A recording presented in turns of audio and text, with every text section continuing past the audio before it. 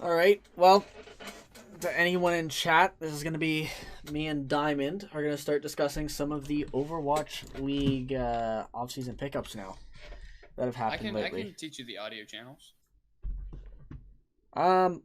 We won't need to. I'm just gonna chill here on the menu, and we can discuss the All right. shit and go from Yeah. there.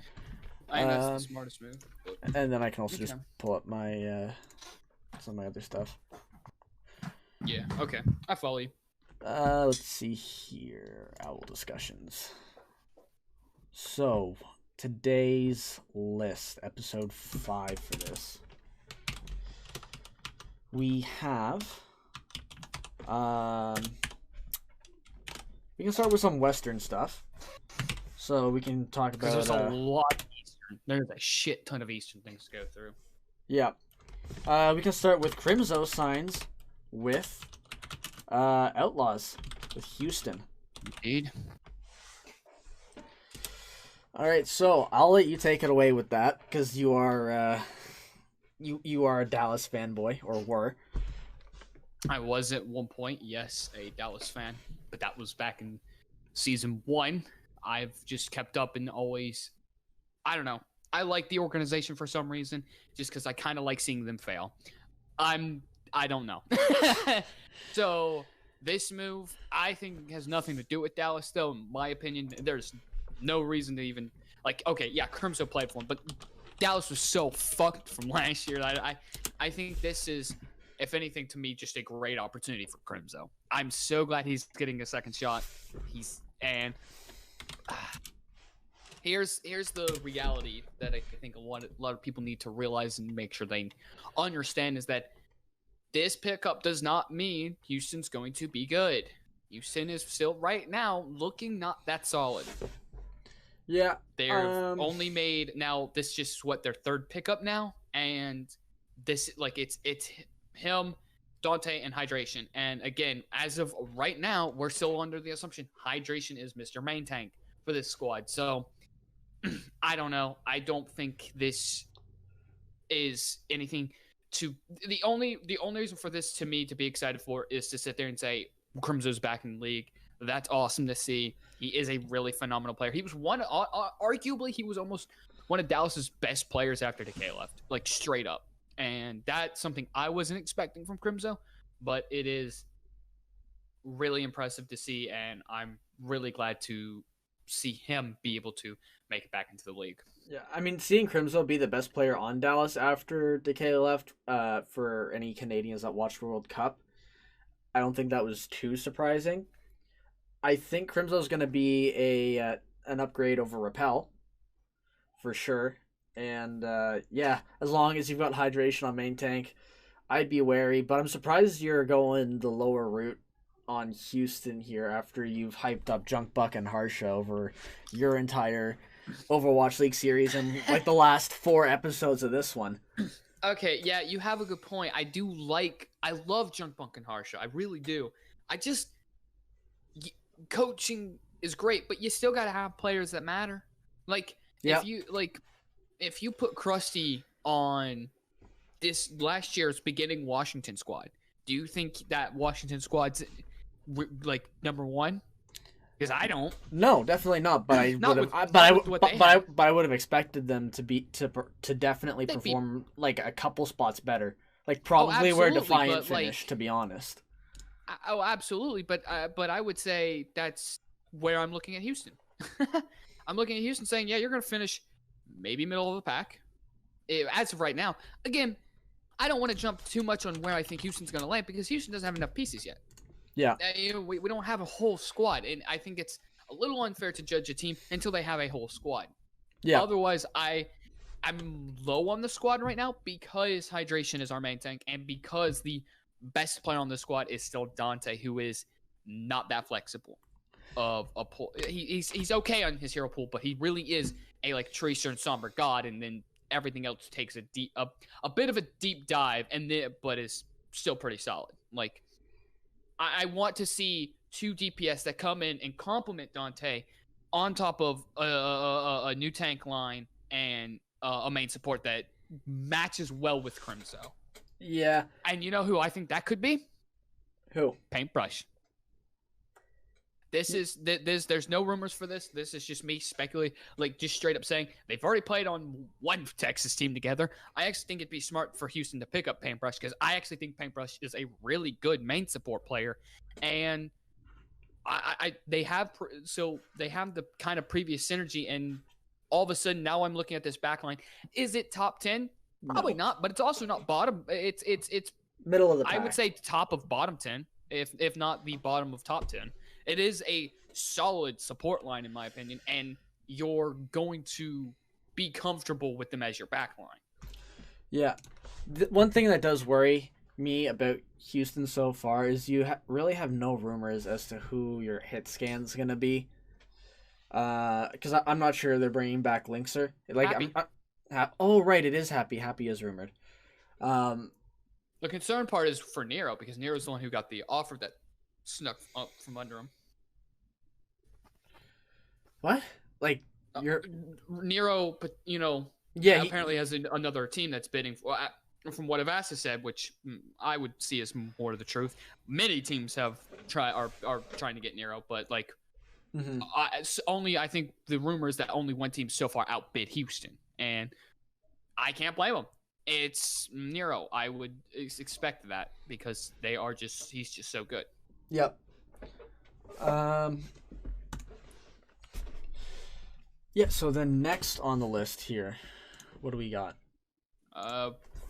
We got Philly, Toronto. Let's go Philly next. Washington. Yes, let's go with Philly Sign Shockwave. Yeah, so that's big, and why I don't know if that's big. I find it interesting because had we discussed Houston before, it's big for Shockwave. It's big for Shockwave. I because we were just as we were just sitting here talking about hit scan for Houston, Shockwave would have been actually a massive pickup for Houston if he had gone there, but he didn't. So from what Plat Chat said today was this is about pushing Carpe or allowing him to specialize even more, because you can't really let players sit there and get comfortable on the bench starting without anyone pushing them from behind. Otherwise, you're just either not going to improve as quickly, if at all. But I fail to see how Shockwave is going to be a challenger to Carpe or to a player of Carpe's level. It's from the fact that Shockwave is more flexible. Shockwave can play a bit of projectile and hit scan. Mm-hmm. Carpe cannot. And I'm not fully on what there's. I see their train of thought, and I think it is an okay one. But I also am more saying that this is just a good piece to pick up of a really potentially because right now the other two DPS are EQO and Carpe. Like, EQO was really the big shocker that he came back. This is the second time that we thought, oh, he's gone, and Philly's like, no, we're bringing him back. And I don't know if I've said this before on here or not, but I'll say it anyways. Again, I don't hate EQO. I actually kind of like him as a player. But EQO is just super inconsistent. He's either dominating the game or he is silent as hell, and there's no in between. Mm-hmm. I think Shockwave's that in between. I think Shockwave is a masterclass in blending EQO and Carpe, and therefore we see a double hit scan meta. You put Shockwave Carpe in. You see a double projectile meta. You put an EQO Shockwave.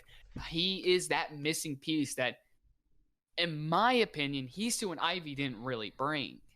HEESU was just another Carpe, and then Ivy was just another EQO. It didn't really overlap either. And you think I don't know. I think Ivy was better and more consistent than EQO. I'm not saying that they were worse. I just said they were another.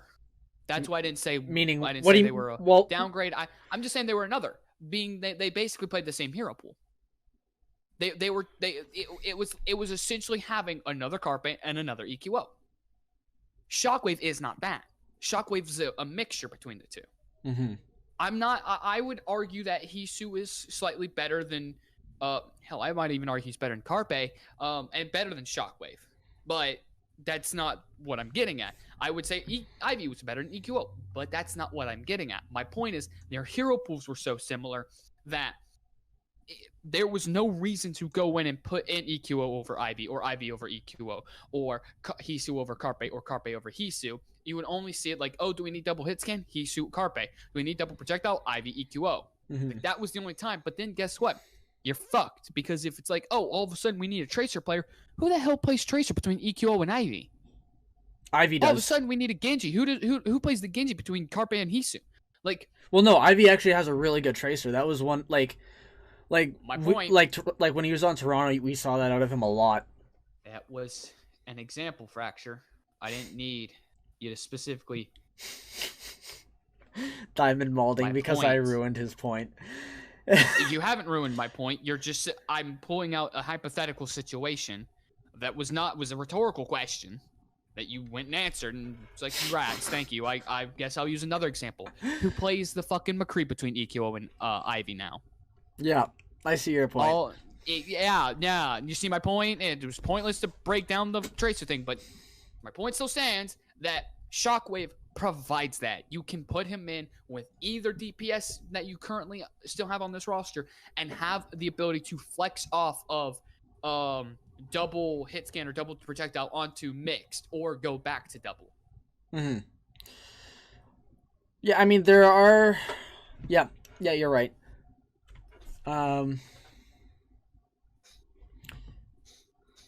So, like, it's doesn't seem probably like that much at face value, but I'm telling you that it is quite an insane pickup, and it's going to help Philly a lot. And I think 9K being the coach is going to really help a lot of these players that you might have doubt on and just level them up. You know, the ones like Mono, Shockwave. I definitely think this is a scary. This is going to be a scary team, and if anyone's been like, I haven't been able to upload too many, but you'll see in my series that where we ranked them, we don't have Philly super high yet because at the time, even when it was recorded, Shockwave was not yet announced. Yeah, and this. So because of that, you know, I think Philly is going to be still probably a top 3 team in NA, if not top 2, and it's because they're still going to be a scary squad with a really good coaching staff. Mm-hmm. I think this also just reinforces more of, I think, my point about them deciding to just straight run it with Mono over SADO, is you now have 3 DPS players who are very high resource. Like, they require a lot of resources put into them. Shockwave, Carpe, and EQO will all require you to fucking heal the shit out of them and provide them as much space as possible. Especially with Shockwave's, he's very aggressive. Carpe, Shockwave, and who? EQO. EQO is not a high resource player. Yep. EQO is the opposite. He is a very resource low player. That's why they've kept him more than likely. EQO just has never required a lot of resources. It has typically been solely on his own individual skill that he either makes an impact or doesn't. And I think that's what makes him so inconsistent. He is a very good backup DPS for Carpe, in my opinion. Mm-hmm. That's why they were so good back in Season 1, is because they could put resources into Carpe, and EQO was just a good follow-up to that. Like, a good example is look at Seoul. Fitz is a really good counterpart to Prophet, because Fitz doesn't need a lot of resources. The man can get shit done without it. Prophet, well, yes, he can. If you put more resources into Prophet, Prophet pops off even more. Therefore, all your resources go into Prophet, and you let Fitz survive on his own, because Fitz doesn't need it. Fitz can do it. Like, that's what you need to look at in a DPS kind of duo situation. And one thing that might weirdly hurt the Glads, because Bergering played for a while on London, that DPS counterpart to Prophet, so he can't play it. where he doesn't require a lot of the resources. But your thought process would be, well, he's the big name, he's the big guy. You would want to put your resources into him and not Kevster. And I think that might be what they try to do, but I actually think it might ironically need to be the other way, because Birdring is so good without resources and can still perform at a high level without it. Kevster, while he's really good and mechanically gifted, and I can't wait to see him off on ping, I think if you put more resources into him, he is able to have more of a chance to keep popping off and have, I just think Birdring will play a better second fiddle, in a good term, to Kevster than Kevster will to Birdring. But that's kind of irrelevant since that's a different team. I'm just saying, I think a lot of teams will fall into that trap of who do we put our resources into our DPS wise, and here getting having EQO and Carpe, you know who you need to put them into. And sure, does Shockwave need a bit more resources? Probably, but I think that's also one thing that really goes understated about Shockwave is you can kind of, I think he can probably do both. I think he can probably be the high resource manager when he's playing with EQO, but also knows how to step back and not need resources when he plays with Carpe. Mm-hmm. I could be wrong. I absolutely could be wrong, but I do think Shockwave is got that type of talent level that will be that he won't need the resources. Yeah, exactly, because you kind of saw it on Vancouver a little bit, where they would put a lot of resources into him, but they were every once in a while, like especially when the Genji meta hit, they were having to put their resources into Dalton, partly because Dalton was a shite Genji, and the poor bastard they didn't give him a break. So because of that, Shockwave typically had to find himself on the low end of the receiving of some resources there. Therefore, he was able to play and still perform really, really well with that type of situation. So I think he can do it again on Philly. I don't know, personally, I thought it was the other way around, where Shockwave got most of the resources on Titans, because oftentimes he would because he has a very aggressive playstyle, and not more often than not, it's like a 50-50 split. He either pops off or gets caught out. That's my perspective on Shockwave anyway. But what topic you want to move on to next here? What I kind of want to touch on, because I noticed in all our other things, is Washington. Have we legit not talked a single thing about Washington? For my channel, we've talked a bit. We talked about them signing Mag, possibly re-signing Janu. And that's it. Yeah, because I don't think there was much news on them when we not, but that's just what's kind of crazy to me is we've got a lot to talk about with Washington now. Yeah, because they signed, was it Closer? Signed a lot of people. They signed, at least what I've seen, they signed Bebe, Rhea, Fury, Jerry. Nope, we talked about Jerry, didn't we? Did we talk about Jerry? I couldn't remember. I didn't see it, so I couldn't remember if we talked about. But that's what I'm saying. I thought we did talk about Jerry going to Washington. We can retouch it. Okay. It's all in the same conversation. We'll just retouch it. Okay. So yeah, Washington has signed a lot of players over the past little bit, and did, just in case you didn't know, dropped Aim God and Janu and Stitch. So to replace all those, they picked up Jerry for the hit scam. They picked up Fury and Rhea for the off tank, and Bebe for the flex support. And at main support, they have picked up Closer. Yeah, obviously the biggest signing here is going to be Fury on off tank, because we knew that they were still in talks to re-sign Janu, but I guess they decided to maybe rescind the offer to Janu and pick up Fury, because I do think Fury is probably more flexible than Janu in some cases. I don't know. I think Fury would probably have the better Zarya for sure. Oh, absolutely. Jerry, I don't think we're gonna see all that often since Decay is gonna be their main hit scan. Although is he though? I was about to go there because they like the projectiles Tuba. And yeah. Well, Tuba was great at Genji, and he apparently has a really good Pharah. Those two aren't really in the meta, and every time he's played something else, he didn't look that good. And even when I probably would argue Decay probably can just play it better anyways because it's Decay. Well, we saw Decay on Genji when he was on Gladiators, and I thought it was pretty good. Exactly. Yeah. And The yeah, only thing we even haven't when seen Decay Tuba, play is Pharah. yep, and like even when we did see Tuba on the Far and the Genji this season, he didn't look the greatest. No, Like his Genji was really good. he wasn't dominant, but he was. No, his Genji was really, really good. His Genji was really good. But that was like I don't know how you can say that when because I watched they lost to Toronto. Like, did you not see the Washington Toronto game after Summer Showdown? Sure, but like they still had like they were still in they were winning maps, were competitive against teams because of his Genji. Like that was the only reason. Because this was before they signed Decay, if you remember. That was the only reason why they were winning games, if they won any and were winning maps, was because of his Genji. And that's why I'm saying like his Genji's really good. I'll put respect on that, Tuba. What else do you have? Nothing? Neat. Like, we haven't seen anything else that's been like, that's amazing from Tuba. His Tracer, I think, looked pretty solid, but you're just going to put Decay on it anyway, so I don't really see that as being a selling point. I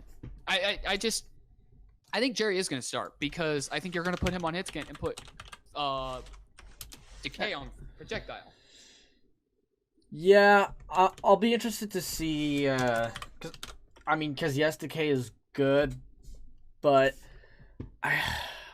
part of me just wonders, right, like, because Mei is more than likely going to be meta again. Who are you putting in on the Mei? Because Mei is not, I wouldn't really say is in Decay's hero pool.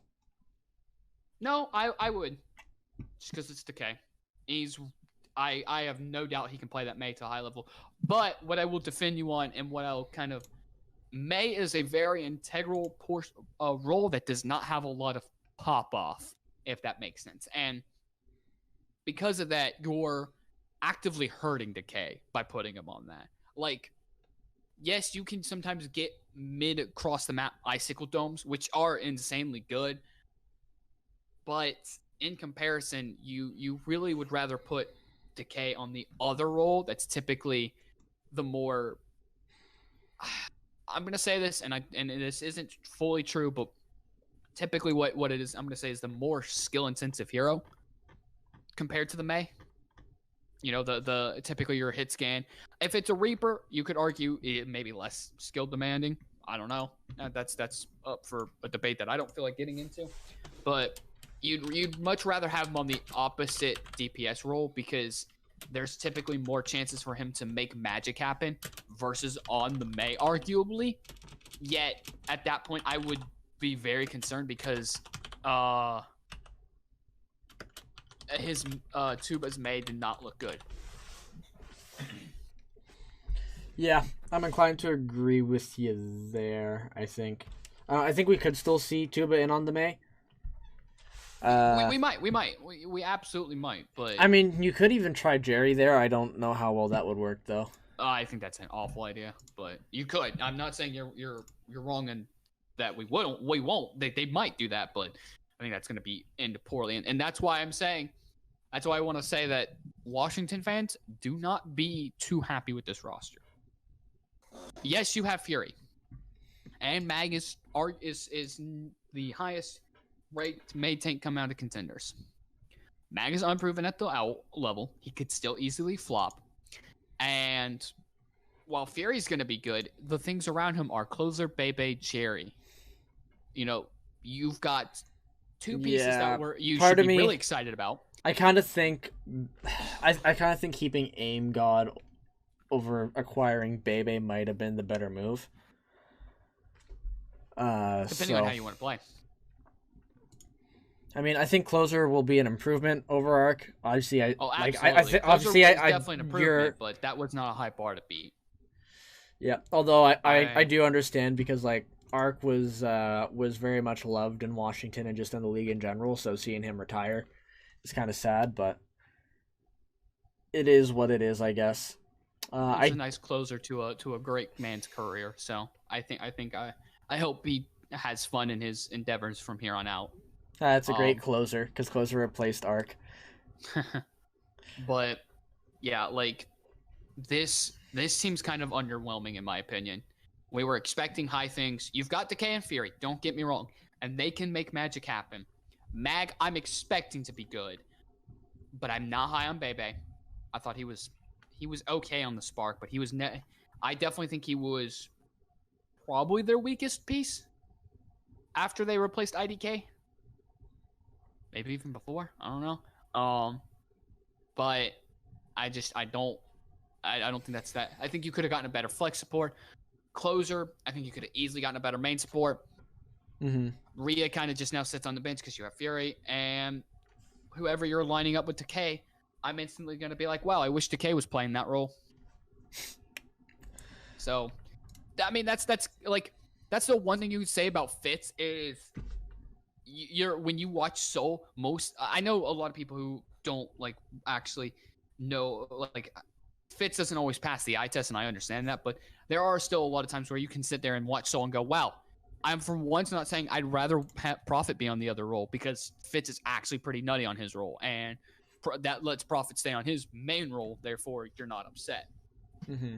Here, I don't think that's going to happen, and you're just going to be like, man, I really wish Decay was playing the other role right now, and the role he's playing. Yeah. All right, next. I think we've beaten the Washington Justice topic to death. Toronto signed SADO. They acquire HEESU and from Philadelphia Fusion, and they signed Michelle. I also don't know if we mentioned the main support. Oh yeah, we didn't mention the main support either. They also signed Ansoonjae. And I actually want to pull up because CA Overwatch got Avril to give his thoughts on Ansoonjae and Aztec. Where is it? Avril the caster? Yes. Because he is a caster for Korean contenders. He is indeed. So Avril said about Aztec that he's very straightforward signing. This guy is number 1 on my list for flex support in Korea. Was 100% going to be signed, and he compared him quite a bit to Myungbong from last year in terms of hype and skill level. Where also Aztec's apparently comfort hero is going to be Ana, but was very good at Moira and had one of the higher coalescence charge rates in Korean contenders, if not the fastest. Zen, I don't think he's really seen as much, but yeah, so I would say that's a good sign there for Aztec. And then as for Ansoonjae, he said, so Avril hadn't really seen or didn't have Ansoonjae on his list, which is a little concerning if you're a Toronto fan. Very concerning. He said he's on the few players. He's on the few players on the new Element Mystic that was even eligible. There's a few main supports I would have had ahead of him, but some are underage. He's a good Lucio and Brig. And he says that it's going to be more about trusting the process with him and developing Ansoonjae rather than him being good right out the gate.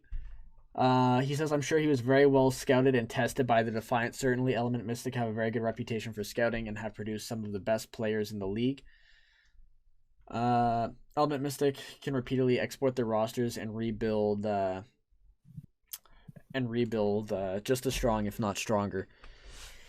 So one thing that CA Overwatch also said about Ansoonjae when comparing him to some of the other options that were out there is that he might have been a little bit more consistent versus some of the other main supports, like more flexible, or like, you know, what I'm trying to say is consistent. Like he's got a similar level on each of the main supports, rather than being just a very good Lucio or just a good Mercy or just a good Brig. I follow you. Right, so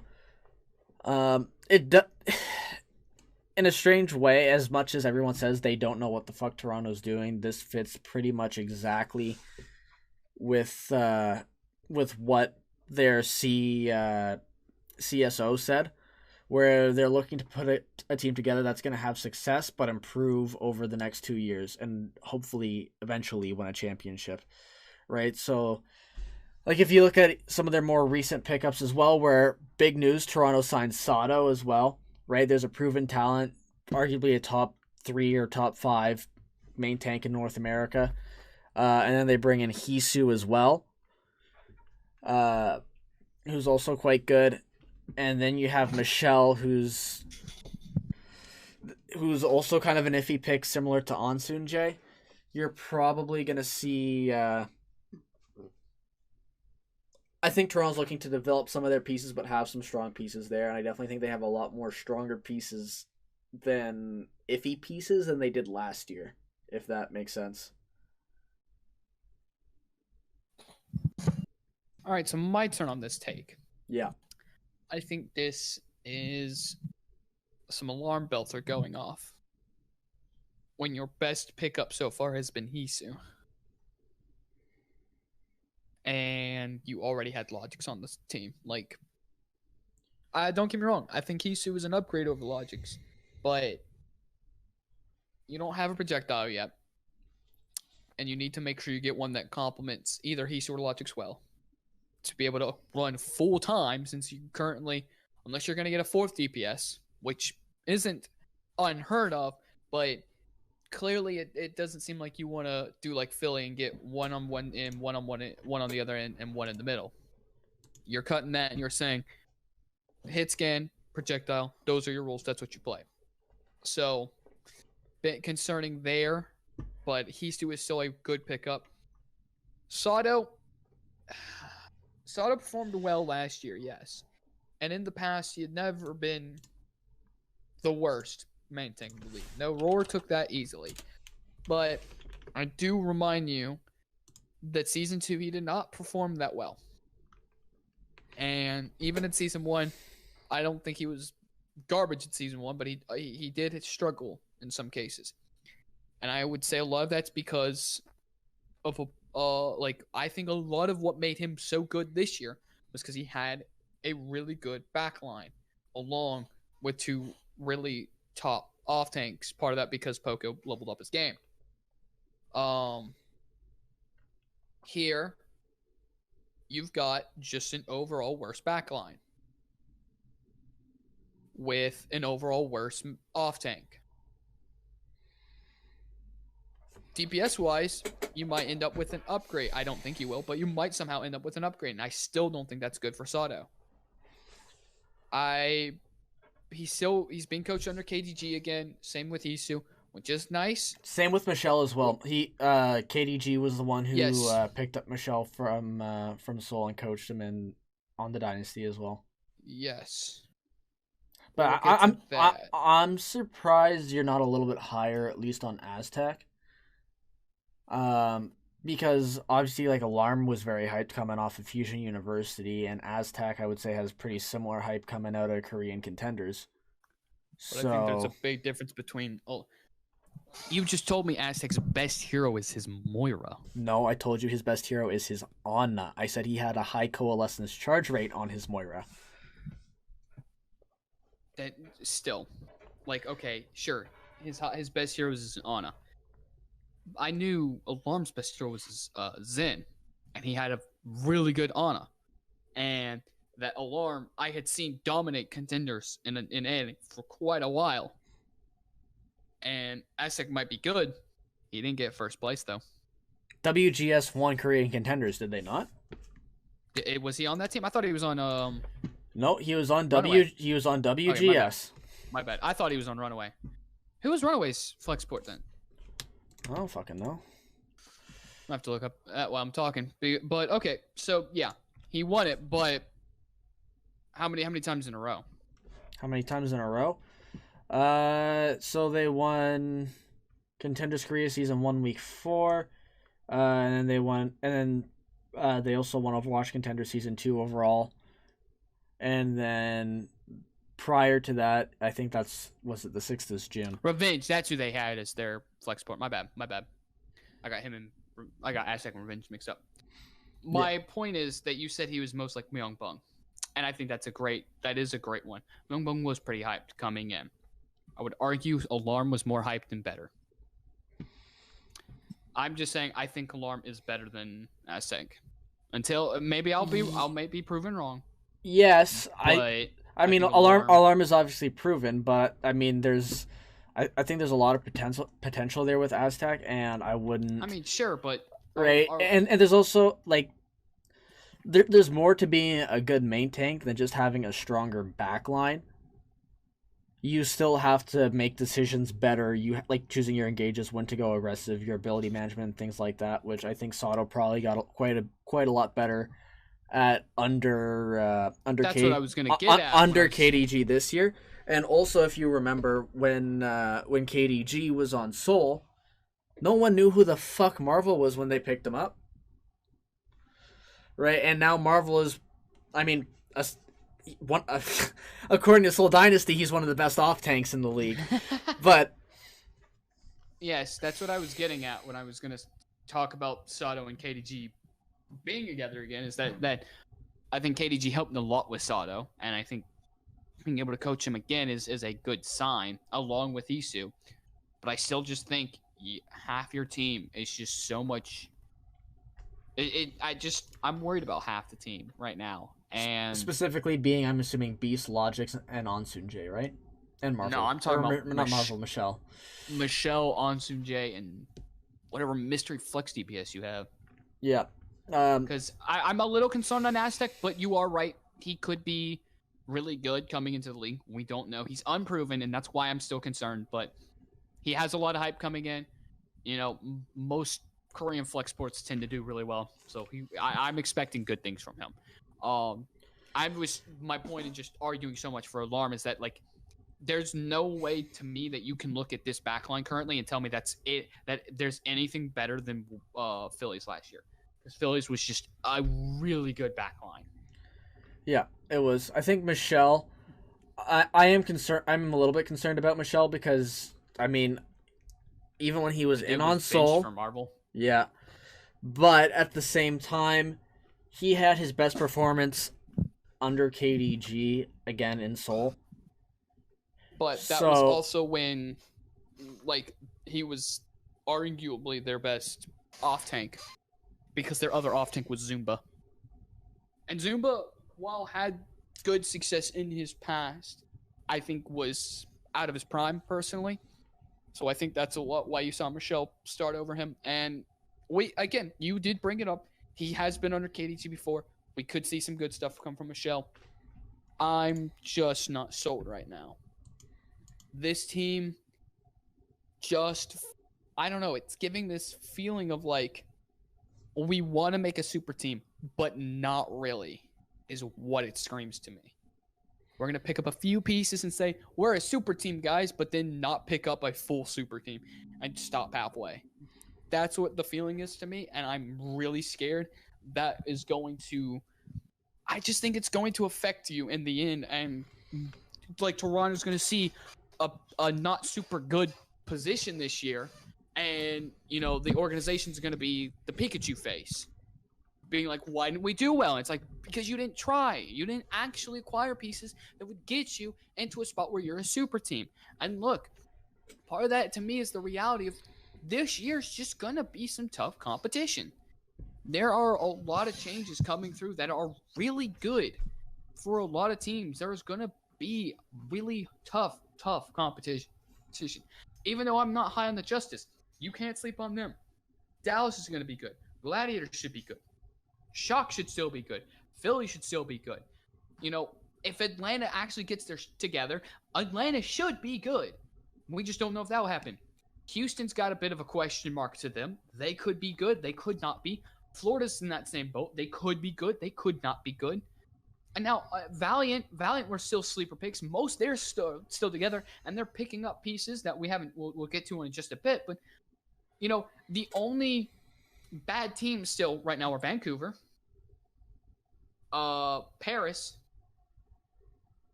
London, New Boston. York, Boston.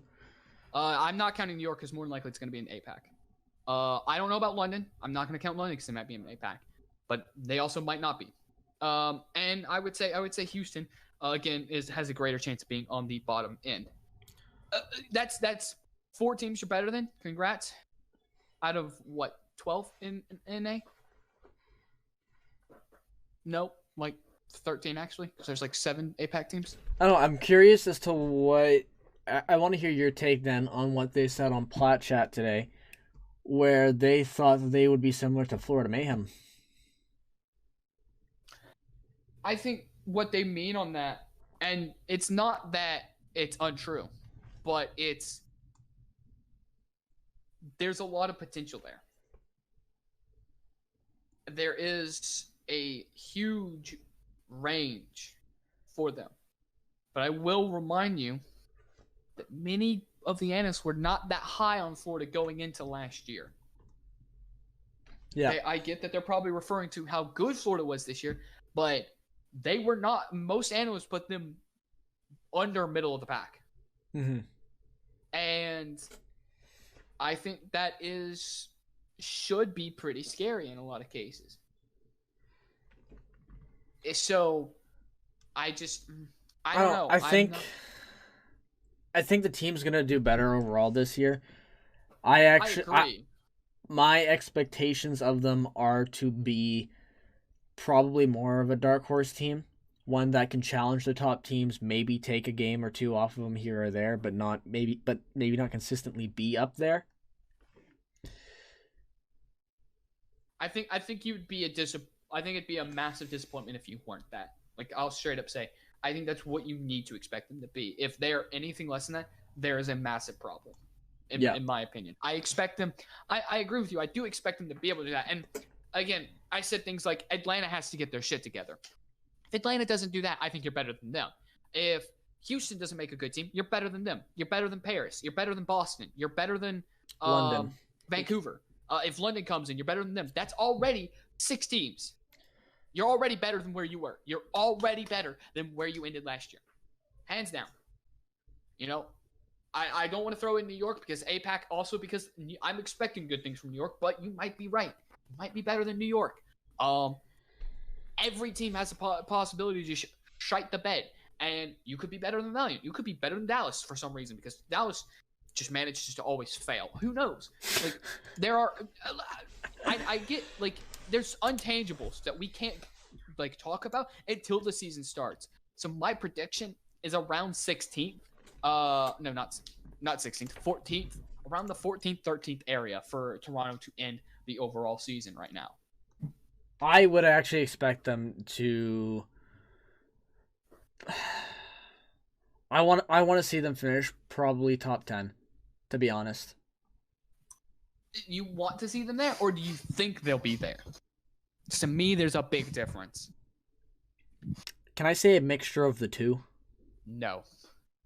I want you to actually think, is there any, like, I will pull up all the teams. Are we going over the entire league then? We don't have to touch, but there are still other ones we need to touch on. Well, no, I mean, like, out of the entire league, where do I think they're going to finish? Yeah, I want to talk about entire league. You know what? I expect them to be better than Boston, Vancouver, London for sure, Houston as well, Chengdu definitely. The way things are going in Seoul right now, where they've just let go of their only off tank, I expect them to be better than Seoul. I expect them to actually be probably on a similar level to Washington, I think. I think you will be a similar level to Washington, but that's not a good level. I think they'll be better than Hangzhou. I think they'll be better than Valiant. I think they'll be better than Nixel. They'll definitely be better than Paris as of right now. I think, obviously, Shanghai, Philly, San Francisco stay at the top. Guangzhou and Florida can be 4th and 5th. Follow up probably... Actually, I completely forgot about Dallas. Dallas will be 4th, and then 5th and 6th will be Guangzhou and Florida. Followed up by Glads. And then Washington, Toronto. Which means I'm expecting Nixel, Valiant, Spark, Dynasty, Reign, Hunters, Outlaw, Spitfire, Titans, Justice, and Boston to all be below. Yeah, there are some hot takes in there right now, I would say. For some of those teams to be under Toronto. Not that you were necessarily wrong in a lot of cases, but definitely interesting. But look, I think we've talked enough about Toronto at Yeah. this point. There's not much we can do about. This is just, to me, an underwhelming roster, is what I want to say. The last two NA things left before we move over to APAC, where a lot of shit has happened. New York dropped everyone. The only person they have right now is Jonak. Yeah. That's all we need to really touch on, I think. But it is upsetting to see SBB go, since he was such a big face for them. Yep.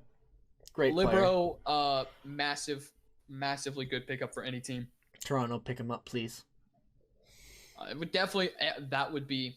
I actually think that would be the perfect fit for this team, too. I do, too. And I would be a lot higher on them if they did pick it up, but I don't think they will. Where do you think Libero would go?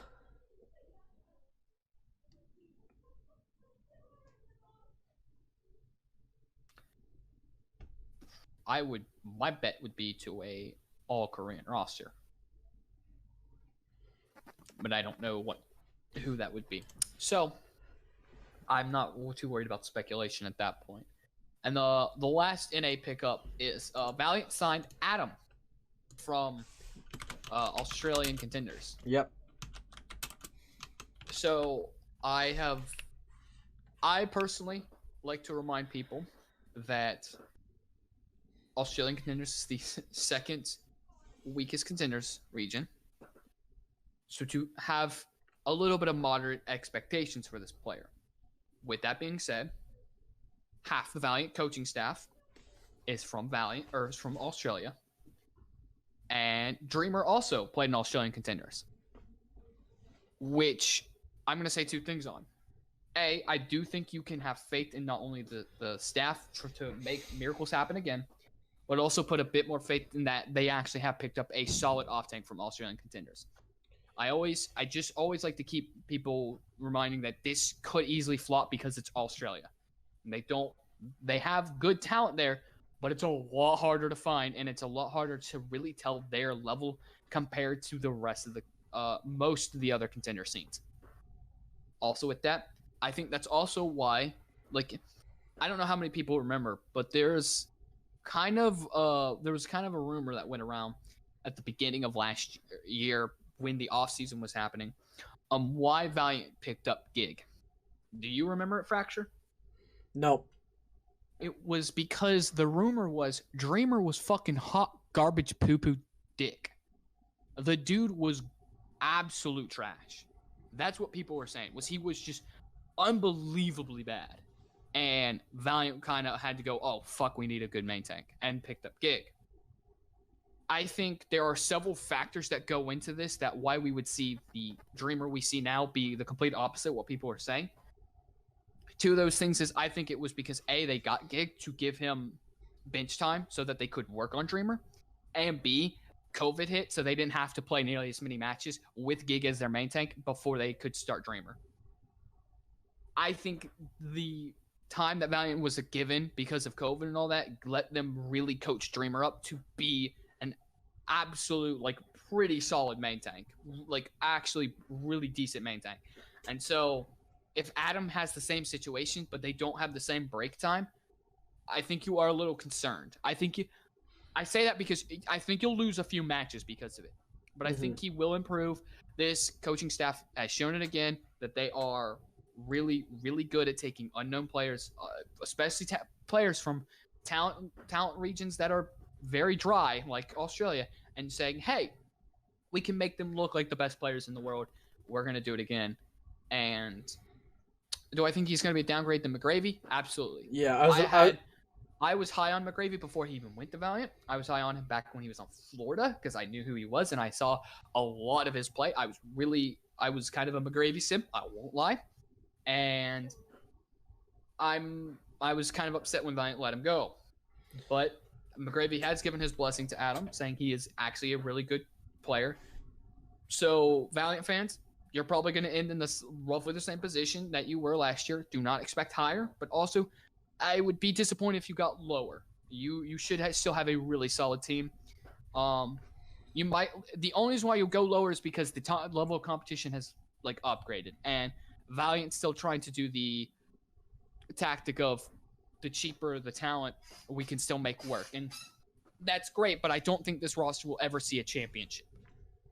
Yeah, I think Adam might end up being the weak link on this team, at least early on. Because he's I mean, and the only reason I say that is because he's the singular one unproven player on the roster right now. With that being said, I don't think he'll be bad by any means. I think he'll be pretty good.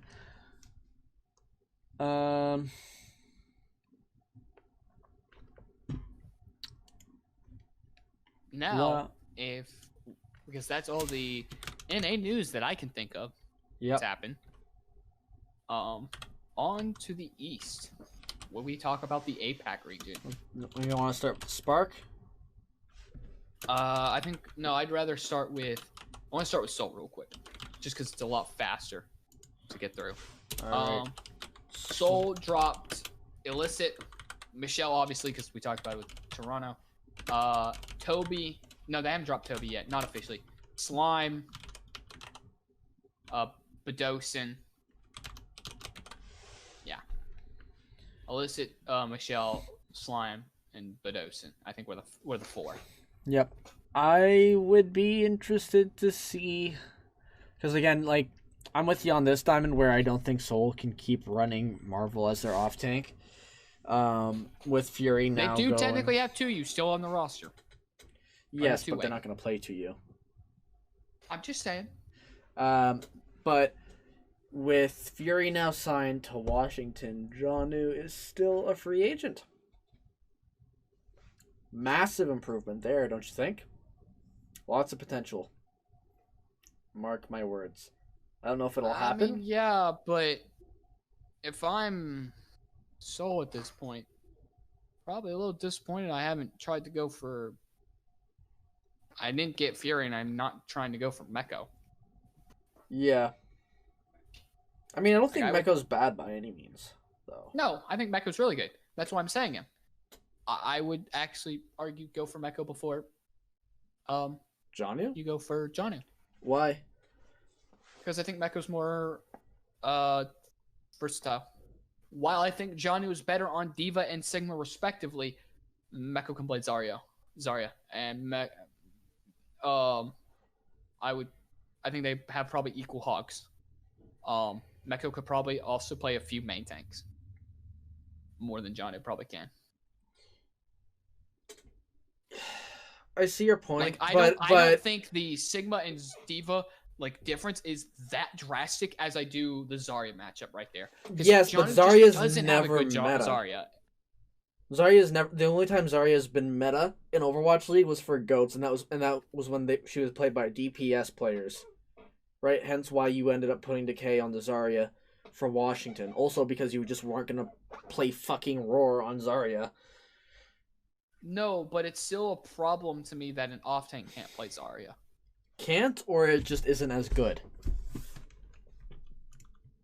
Well, obviously, when I say can't, he can physically play it, Chief. But you're gonna try to tell me that if Jonu had that good of a has that good of a Zarya, they wouldn't have played Decay. Okay, Decay is a bad option because Decay is just an absolute freak beast on Zarya. But back when there were times when Zarya was meta before in season 2, when 222 was a thing and Zarya was there. You remember who they had to sub in? Seominsoo. They had to sub in Seominsoo. But that was also because Seominsoo, that's literally one of Seominsoo's best heroes. That well. But that's throwing. That's actual hard throwing in most cases because Seominsoo can't play other off tanks. The poor bastard's not an off tank player. Don't make him play off tanks. You're limiting yourself so badly. I don't know. I think John is the better option out of him and Meko, especially for this roster. I think Meko's much, much better. Well, because Zarya is just she's not meta that often. She doesn't bring that. Matchups are so much drastically different that you wouldn't. I think Jonu's got a much better Sigma than Meko, and I mean I think the divas are closer, but I think Jonu's just a better player overall, mechanically and I mean, I don't think Meko's got bad game sense, but I would say like the big difference between the two between Janu and Meko is I would say Janu's probably got the better mechanics. I would also say that Diva and Sigma just bring too much goddamn utility to your team comp that like they're just gonna be meta for so long. I don't know. I just would prefer to have the possible flexibility, and I think the level of difference isn't big enough that Mecha was your better choice here. But it is like arguing. It is kind of like us arguing over which is better, an orange or an apple. Either one's better than the fucking brick, like Marvel. I love the Bastion. He can't play off tank. Please stop playing him on off tank, guys. Like, even if we are going to talk about Sigmas, yes, Marvel is the best Sigma in the world. Please, thank you. Please, love of God, don't put him on Sigma. I love his Sigma. It's super good. He can't play Diva. Don't put him on Sigma. Just put him on main tank until the playoffs come. Then you can do it, because then Gesture can play. Because Gesture will feel like, you know what? I actually feel like playing now. Like that's just let Gesture go be the good old big daddy that he is in his high castle, and making the money decisions that he deserves to make and then call him up when playoffs happen and be like, hey, we need you to come dominate again. And he's like, all right, I'm gonna come dominate, and like that's how you do it. But if you keep running this Gesture Marvel situation, I think you're going to lose too many games to even see playoffs. Yep, hopefully. And then Defiant will make it and just roll. Next, do you want to go Hangzhou? I'd still rather... Hangzhou has a lot, so I don't really want to touch them. We have them, Chengdu. We've already talked about Charge. We don't need to talk about them.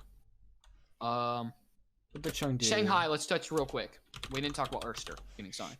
Right, Shanghai signs Erster. And I think otherwise... All right. Yeah, So, on Diamond's channel, we disagreed pretty heavily. We did. On Erster here. I don't think he's that great of a pickup just based off of this past season. You said it was like they bring him in for his Genji. But his Genji didn't look that good. I didn't just say his Genji. I said for many of his projectile characters. Erster is a really good projectile player, and I think he is mechanically better than Fleta in that regard. When it comes to team play, I think Fleta is better. I think Fleta and Erster play two different type of styles, and that Fleta is a way less resource-needing DPS player. Fleta's probably the least resource-demanding DPS player in the league, which is impressive because you see how well he plays, and you're like, holy shit, this man doesn't need anything. And that's why I say they bring him in as an option and as a flex, like a substitute player to bring him when they need a bit more oomph with their projectile, because I think Lip can play a low resource style, but with Fleta he plays the high resource style, and I think this is a good DPS trio. My fear, which I think is like, okay, you don't think Ursa's that great, but I think what also is influencing your thought on this, and I can understand this, and it is a bad thought, is that we've signed Erster. Fuck Fleta. We'll just bench him now. Like, don't do that. Like, we've seen Coach Moon do things kind of like this before, and it's a little bit scary to see Erster come in and go, are we just going to now bench the MVP? Like, don't just full-time bench him. Like, just if you use them smart, in a very smart way, I think this DPS trio is extremely good. But if you just decide, screw it, we're just going to play Erster full-time, you might run into some pretty bad situations because the team played Shanghai played such a team-centered style this past year. And Fleta really does fit a lot into why that worked. And, a lot of, yes, you have a main tank that's a little worse than, or more than likely is just a bit worse than Fearless was. But a lot of what Shanghai did well on was their tank play and how their tanks played the game. And you need resources when you play that for your tanks. Because of that, you're not giving them to Erster now. And, I think there are a lot of reasons why Erster is not, the pick that's going to make them win the championship. I'm not arguing that, but I do like it as a pickup that he is here and that this to me makes Shanghai have a really scary DPS trio. Yeah. I mean, after watching Plot Chat today, I think my opinions on it have changed a little bit. I'm more inclined to agree with you now that Erster has the better Genji and the Doomfist. I think you could still put Fleta in on the Pharah. But Fleta's just so good at so many different heroes. Yeah, Fleta definitely has the wider hero pool, hands down. Wider Fleta can also play hit scan. Yeah. But I mean, like, but like with Fleta having such like a much wider hero pool, and then them also having Lip, you're probably not going to see Erster unless it's Genji or Doom meta again. In which case, is he going to be getting the proper scrim time? Throughout the rest. I still think you might see throughout him. The rest of the season. Probably not.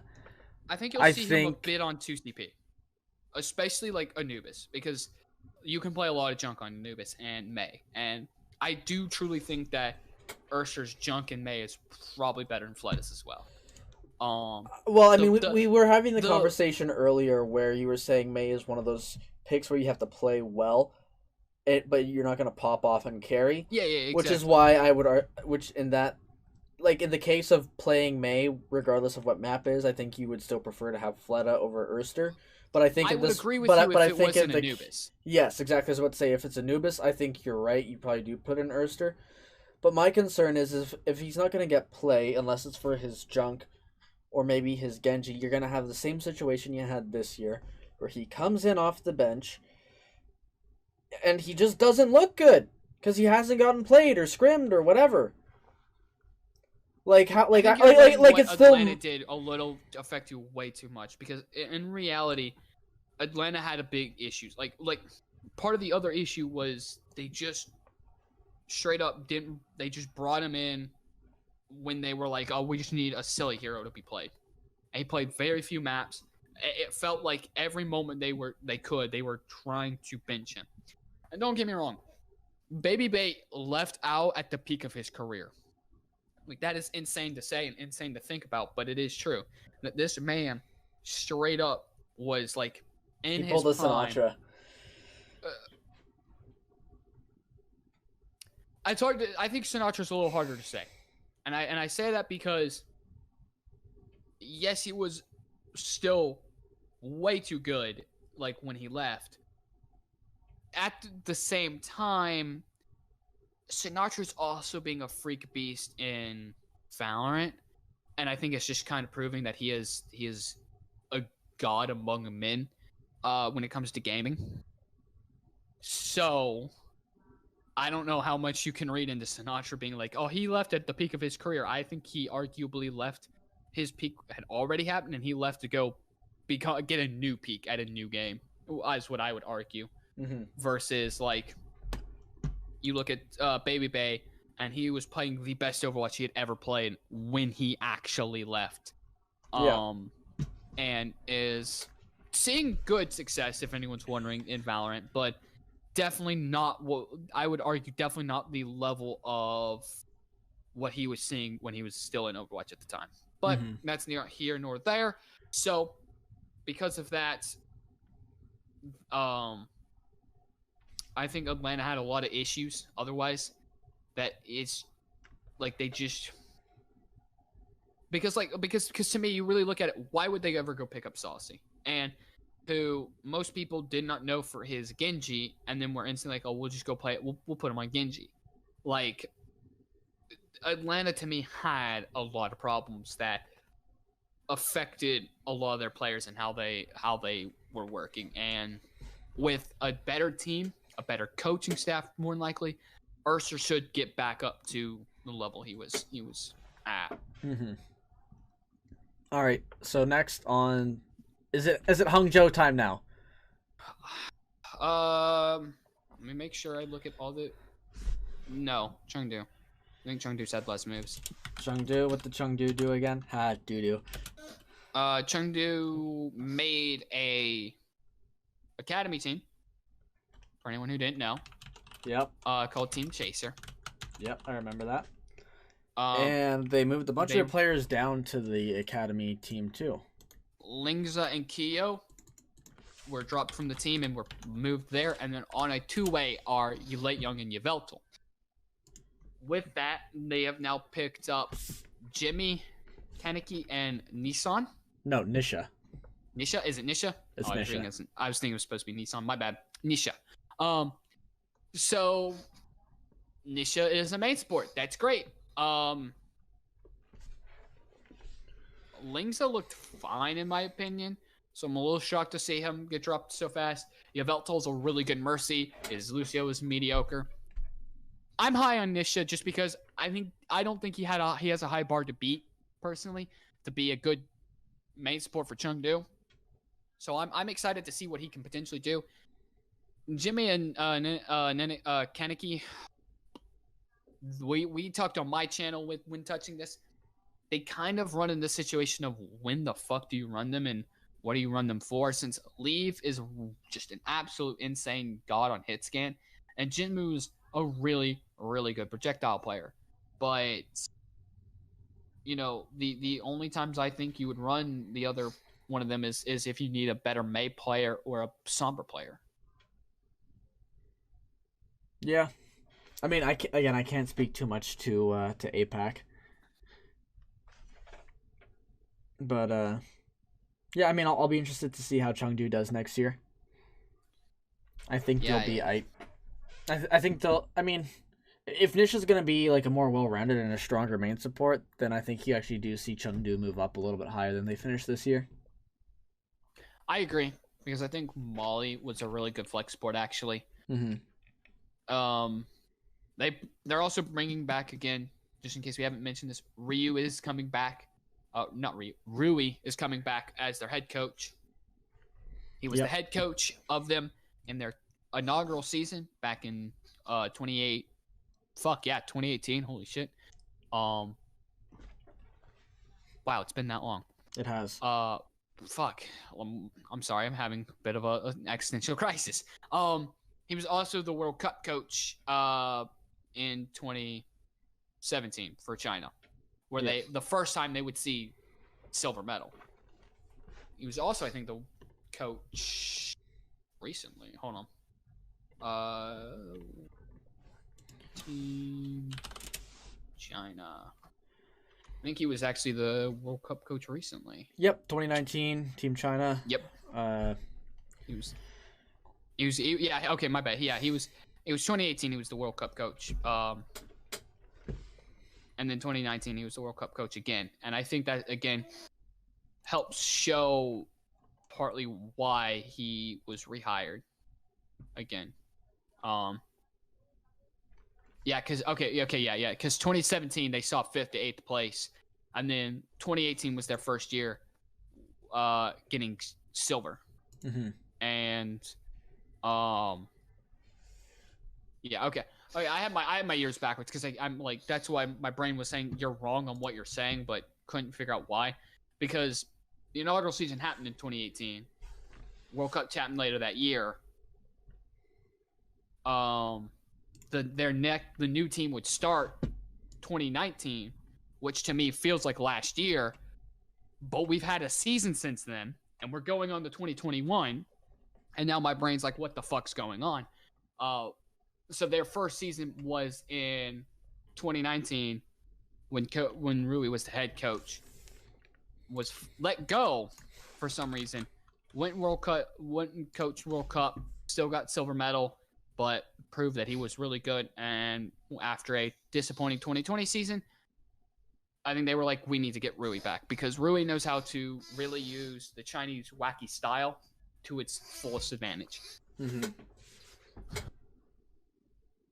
And with that, I do think, real quickly, I'll touch just in case we haven't talked about it before.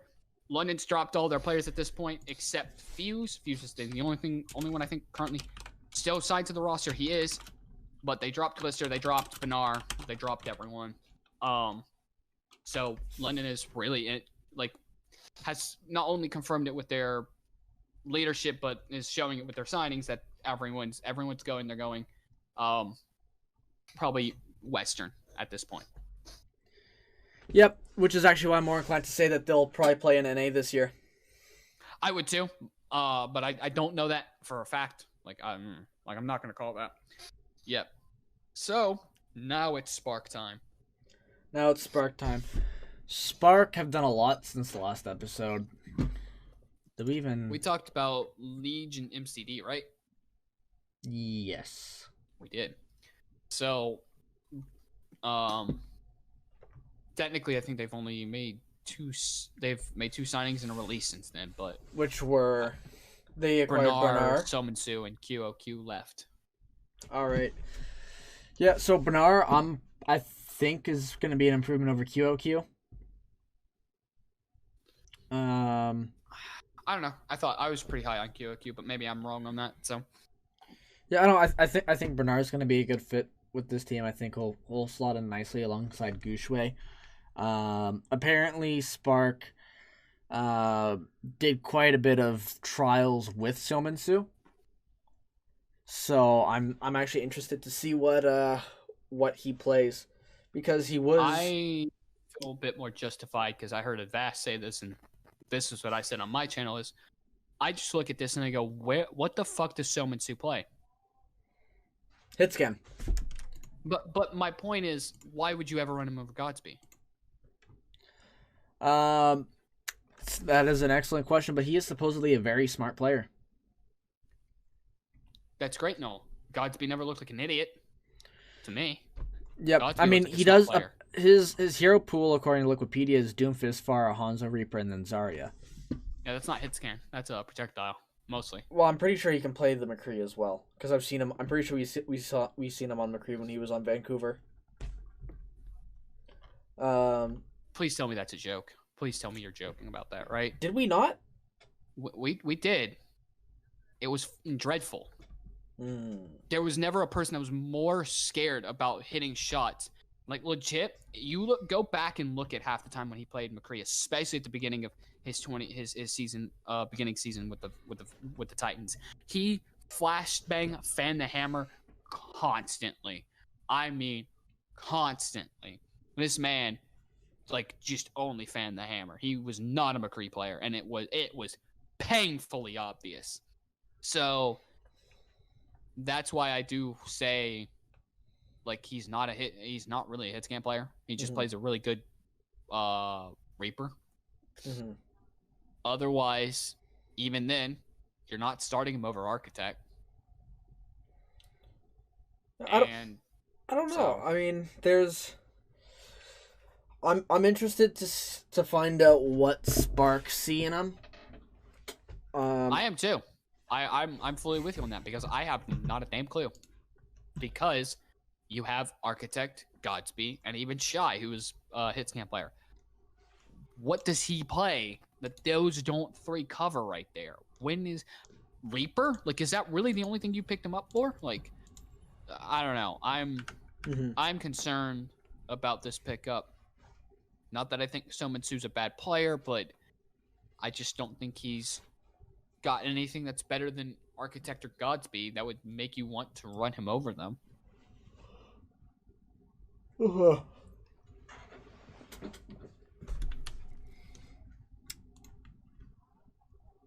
Anything else there with Chengdu? This isn't Chengdu, this is Hangzhou. Sorry, that's what I mean. Hangzhou.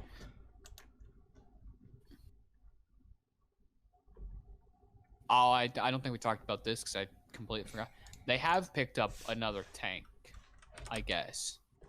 But he's on the inactive roster right now because he's underage. Takoyaki. Right. He's He had some very in April, and he's a main tank too. I was assuming that. Yeah, he's had some very good performances. Over EM, so that's not cool. His jersey shows EM. It's been a while, I guess, since he's played on EM, but yeah. I mean, throughout 2019, majority of 2019, I guess, until EM shut down. Because 2018 through 2019, second, first place finishes. Then he ended up on Meta Athena, which finished 9th to 12th in both their Contenders Korea seasons. Yeah, One, it's not that good, but yeah, in open division with Team Diamond, he finished first, and then 7th and 8th, which was better than what Meta Athena is also. yeah. Well, Solid performances overall. Yep. And again, like a bunch of first and seconds when he was on Element Mystic. So I don't know if he's gonna get playtime over Gushui. Maybe if he's better, but then what happens to Gushui? Depends on what he plays. What is he plays a lot of the same Reinhardt, Winston, Ursa. But obviously, but it says Reinhardt at the top. I'm wondering if he's coming on to be a Reinhardt player. Because I know I'm not saying Gushui has a bad Reinhardt. I think he has a fine one, but I think there's a clear difference between the level of Winston and Reinhardt play from Gushui, in my opinion. Like his Winston is far superior to his Rein. Yes, but that's more.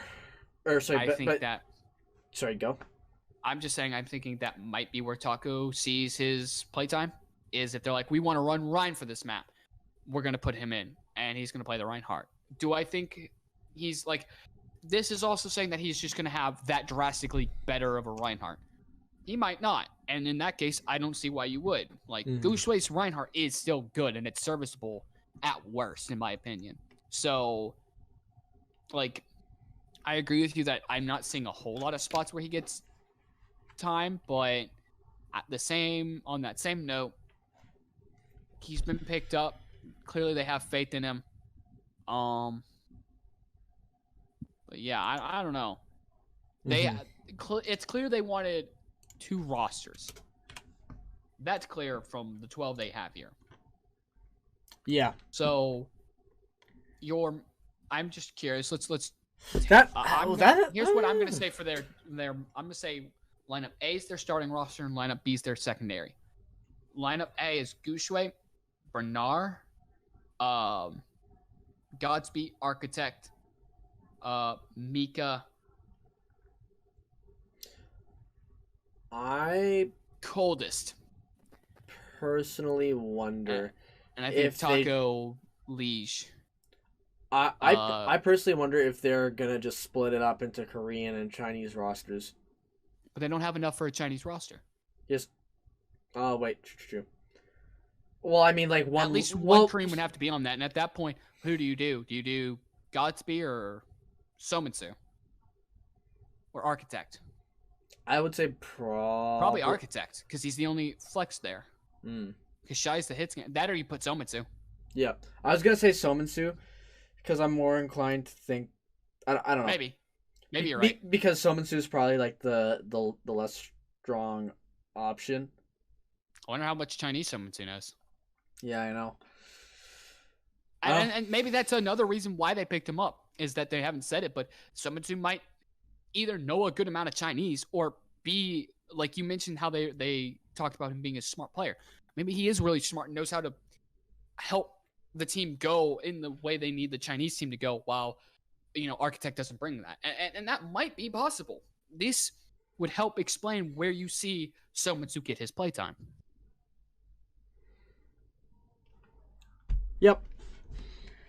I don't know if that does that do it for I think so. For today. That's all the things I can think of. For the Overwatch League discussions, I'll probably jump back and do a couple more ranked games before I finally end stream. But yeah, right. I'm excited to see where a lot of these teams end up. Yeah, I want to see a few more signings from some of these teams. Yeah, I think Toronto will do better than you think they will. I think you Diamond specifically will be pleasantly surprised, and then and then if it happens, I want you to know I will be ruthless and be like I told you so. I mean, I'm not shocked on that, but I don't know. I don't see where some of these teams I don't see them beating. Like in some of these cases, that's also me saying. Like I say this because I'm having expectations on some of these teams. Spark is one of them. That's like Spark to me shat the bed last year, and they should not have. Mm-hmm. If they do it again, I could easily see Toronto being better than them. But I don't want to say that in this offseason quite yet because they might not shit the bed. And if they don't, I don't think you're beating Spark. I think Spark's better. I think Valiant's another one. I think Valiant should be better, more than likely. Just because I've seen what they can do and what their potential is. I have not seen that from Toronto. Seoul, if they get their crap together. Atlanta, if they get their crap together. Both of them, if they don't, I think you're better. There's so many toss-ups. Houston could be one that's like you're easily better than, or you're extremely worse than, because who knows what the hell Houston's doing right now. Yeah. I think there's only 6 teams that are guaranteed that you're probably not better than. Shock, Dragons, Fuel, Glads, Charge, Fusion. Yeah, that makes sense. Florida's high up there, but I don't know if I would say quite yet that you're guaranteed worse than them. I would argue you're about level of Justice now with this full lineup, or close to full lineup, and I'm not. Hear that, Toronto fans? Top 7, baby. Let's go. Possibly, I think that's your peak. Yep. To me, I'm inclined to agree with you there.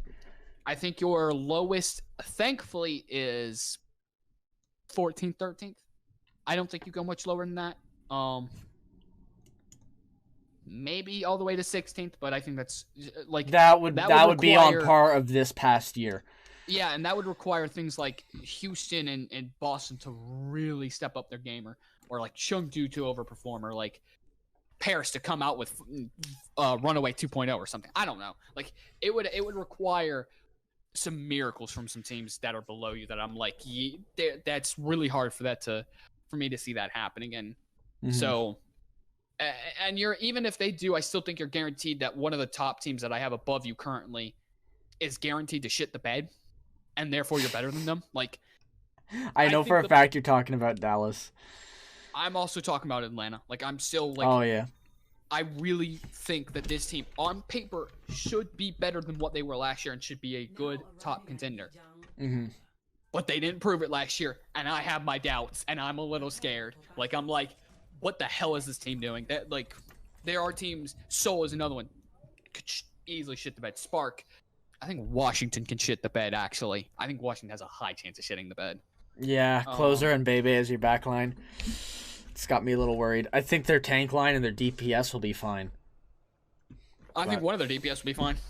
Yep. I think you're going to see... I think you're going to see Jerry be slightly exposed of being overhyped because he was on Boston of all teams. Yeah. All right. Well, otherwise... On that note, I'm in a game now. So... I'll leave you to it. I'll disappear. All right. You have a good one, my dude.